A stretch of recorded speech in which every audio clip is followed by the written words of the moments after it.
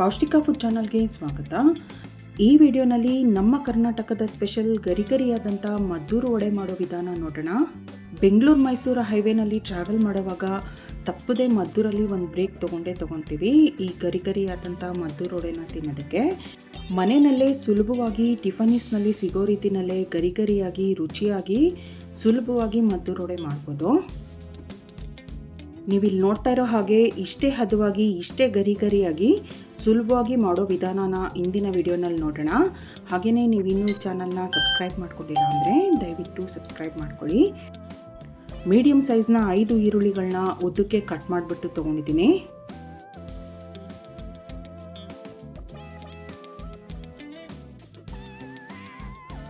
Mixing ಬೌಲ್ಗೆ ಸೇರಿಸಿರೋವಂಥ ಈರುಳ್ಳಿನ ಬಿಡಿ ಬಿಡಿ ಮಾಡ್ಕೊಳ್ಳೋಣ.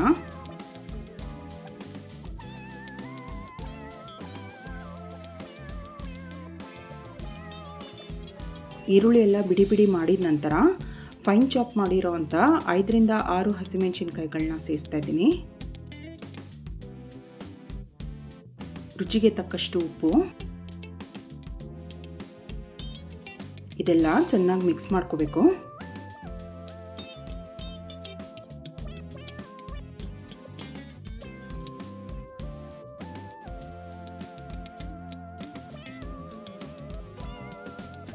ಆರು ಸಣ್ಣ ಸೌಟಷ್ಟು ಎಣ್ಣೆನ ಬಿಸಿ ಮಾಡಿಬಿಟ್ಟು ಸೇರಿಸ್ತಾ ಇದ್ದೀನಿ. ಎಣ್ಣೆ ಸೇರಿಸಿದ ನಂತರ ಕೂಡ ಇದನ್ನು ಚೆನ್ನಾಗಿ ಮಿಕ್ಸ್ ಮಾಡಿ ಒಂದು ಪ್ಲೇಟ್ ಮುಚ್ಚಿಬಿಟ್ಟು ಅರ್ಧ ಗಂಟೆಗಳ ಕಾಲ ಹಾಗೆ ಇಡಬೇಕು. ಅಷ್ಟೊತ್ತಿಗೆ ಈರುಳ್ಳಿನಲ್ಲಿರೋ ನೀರೆಲ್ಲ ಚೆನ್ನಾಗಿ ಬಿಟ್ಟಿರುತ್ತೆ. ಈರುಳ್ಳಿಗೆ ಉಪ್ಪು ಸೇರಿಸಿರೋದ್ರಿಂದ ನೀರು ಚೆನ್ನಾಗಿ ಬಿಡುತ್ತೆ.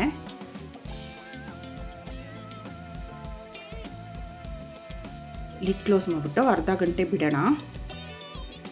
ನೋಡಿ, ಅರ್ಧ ಗಂಟೆ ಆಗಿದೆ. ಈರುಳ್ಳಿ ಚೆನ್ನಾಗಿ ನೀರು ಬಿಟ್ಟಿದೆ. ಇದಕ್ಕಿವಾಗ ಉಳಿದಂಥ ಪದಾರ್ಥಗಳನ್ನ ಸೇರಿಸೋಣ. ಮೀಡಿಯಂ ರವೆ 2 ಕಪ್ಪಷ್ಟು ಸೇರಿಸ್ತಾ ಇದ್ದೀನಿ. ಉಪ್ಪಿಟ್ಟಿಗೆ ಬೆಳೆಸ್ತೀವಲ್ಲ ಅದೇ ರವೆನೇ.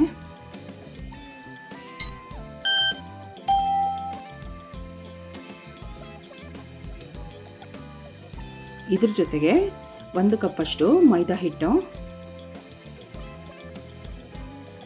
ಅರ್ಧ ಕಪ್ಪಷ್ಟು ಅಕ್ಕಿ ಹಿಟ್ಟು ಕೂಡ ಸೇರಿಸ್ತಾ ಇದ್ದೀನಿ.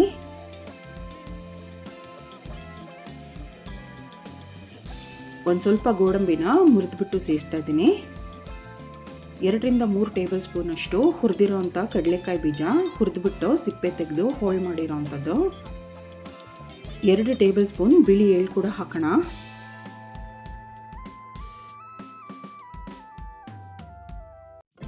ಒಂದು ಟೀ ಸ್ಪೂನ್ ಅಷ್ಟು ಜಿಂಜರ್ ಗಾರ್ಲಿಕ್ ಪೇಸ್ಟ್ ಹಾಕ್ತಾ ಇದ್ದೀನಿ. ಇದು ಆಪ್ಷನಲ್ಲು, ಬೇಡ ಅಂದರೆ ಸ್ಕಿಪ್ ಮಾಡ್ಬೋದು ಅಥವಾ ಬರೀ ಶುಂಠಿ ಪೇಸ್ಟ್ ಕೂಡ ಹಾಕೋಬೋದು. ಫ್ರೈ ಮಾಡಿರೋಂಥ ಕರಿಬೇವಿನ ಸೊಪ್ಪನ್ನು ಸೇರಿಸ್ತಾ ಇದ್ದೀನಿ.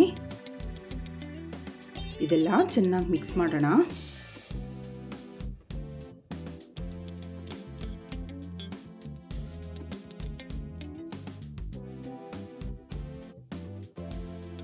ಚೆನ್ನಾಗಿ ಮಿಕ್ಸ್ ಮಾಡಿದ ನಂತರ ನೀವಿಲ್ಲಿ ನೋಡ್ತಾ ಇರೋ ಹಾಗೆ ಕೈಯಲ್ಲಿ ಬಿಗಿಯಾಗಿ ಹಿಡಿದುಬಿಟ್ಟು ಕಲಿಸ್ಬೇಕು. ಎಕ್ಸ್ಟ್ರಾ ನೀರು ಸೇರಿಸಬಾರ್ದು.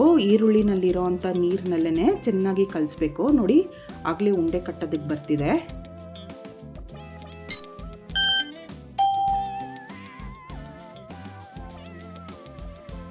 ಬಿಗಿಯಾಗಿ ಹಿಡಿದು ಸಣ್ಣ ಸಣ್ಣ ಉಂಡೆಗಳಾಗಿ ಮಾಡ್ಕೋಬೇಕು. ನೀರು ಹಾಕ್ಬಿಟ್ಟು ಕಲಸಿದ್ರೆ ವಡೆ ತಣ್ಣಗಾಗ್ತಿದ್ದಂಗೆ ತುಂಬ ಗಟ್ಟಿ ಆಗಿಬಿಡುತ್ತೆ. ನೋಡಿ, ಇದೇ ರೀತಿಯಾಗಿ ಉಂಡೆಗಳು ಮಾಡ್ಕೊಳ್ಳೋಣ. ಉಂಡೆಗಳೆಲ್ಲ ಸಿದ್ಧವಾಗಿದೆ. ಒಂದು ಶೀಟ್ ಮೇಲೆ ಸಣ್ಣದೊಂದು ಉಂಡೆನ ಇಟ್ಬಿಟ್ಟು ಮೊದಲು ಪ್ರೆಸ್ ಮಾಡಿ ನಿಧಾನವಾಗಿ ಹರಡಬೇಕು.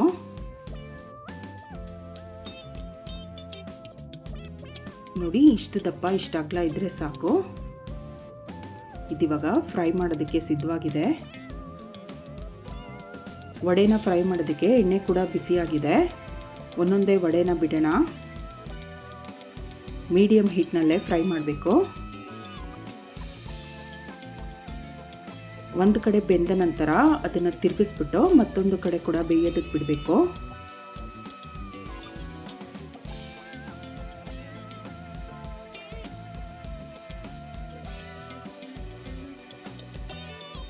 ನೋಡಿ ಇದು ಚೆನ್ನಾಗಿ ಬೆಂದಿದೆ, ಹೊಂಬಣ್ಣ ಬಂದಿದೆ, ಗರಿ ಗರಿಯಾಗಿ ಬೆಂದಿದೆ. ಎಣ್ಣೆಯಿಂದ ತೆಗೆದುಬಿಡೋಣ.